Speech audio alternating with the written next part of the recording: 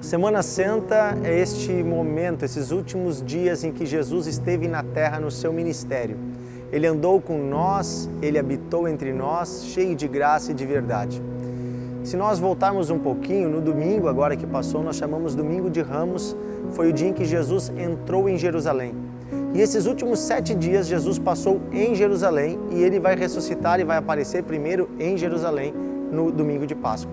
Então, domingo ele entra em Jerusalém, montado em um jumento, as pessoas vêm, colocam ramos no caminho, roupas no chão e elas dizem Hosana ao que vem em nome do Senhor.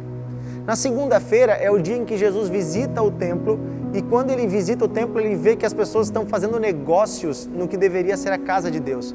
Então ele derruba a mesa dos cambistas e ele diz, a minha casa é casa de oração, ela não é lugar para vocês ficarem vendendo e comprando. A bênção de Deus não é comprada nem vendida, a bênção de Deus é de graça a quem busca em espírito e em verdade.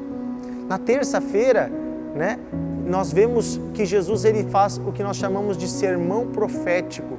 Ele vai ao templo e as pessoas dizem, olhem que belas construções, Senhor, o que tu fala deste templo magnífico? E Jesus diz que não ficará pedra sobre pedra.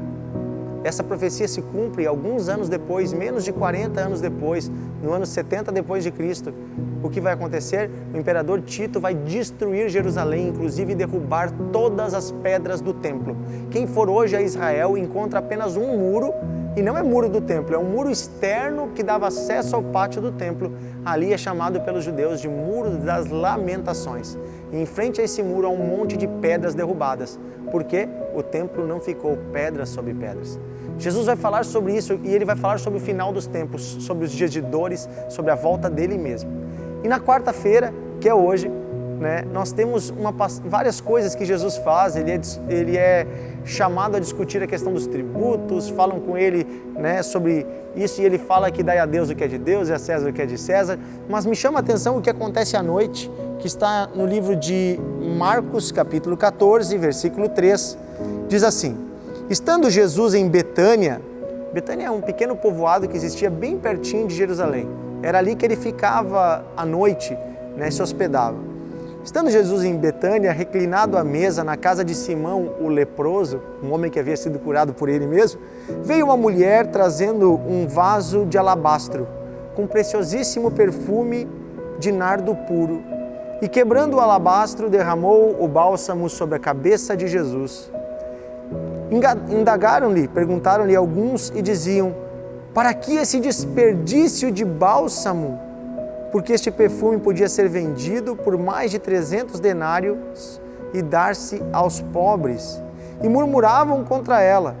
Lembrando que cada denário era o valor de um dia de trabalho de um trabalhador. Então seriam 300 dias, era quase um ano de salário de um trabalhador. Era um valor bastante elevado. Digamos 10 meses de salário de um trabalhador. E murmuravam contra ela. Mas Jesus disse, deixe que ela faça isso. Não a incomodeis. Ela praticou uma boa ação comigo, porque os pobres vocês sempre vão ter convosco, e quando quiserdes, podes fazer o bem a eles, mas a mim nem sempre me tendes. Mas ela fez o que pôde, antecipou-se a ungir-me para a minha sepultura. Em verdade vos digo, onde for pregado em todo o mundo o Evangelho, será também contado o que ela fez para a memória sua. Veja, aqui Jesus fala então deste presente que esta mulher deu. Ela deu tudo o que ela tinha, era um perfume, mas ela chegou aos pés de Jesus e rompeu, quebrou aquele vaso e ela fazia esse movimento de lavar os seus pés, de limpar o seu corpo, de passar este perfume no próprio Cristo. As pessoas na hora não entendiam, mas ela estava movida por Deus. Ela estava movida por amor. Certamente ela era alguém a quem Jesus havia perdoado pecados. Numa outra passagem, em outro livro da Bíblia, se relata essa mesma história e é questionado que essa mulher seria uma pecadora. Alguns dizem, como é que ele deixa uma pecadora ali lavar os pés? Veja, ao que tudo indica, trata-se do mesmo fato, só que relatado por autores diferentes, de uma forma um pouquinho diferente, mas era o mesmo contexto, a mesma história. E Jesus diz, olha, quem muito foi perdoado, muito ama. Esta é a questão, esta mulher fazia isso por amor. por amor ela dava o seu melhor a Cristo. O que você e eu podemos, diante da obra de sacrifício de Jesus, fazer? Podemos nós, por acaso, mudar o que já foi feito ou impedir que Cristo sofresse por nós? Não.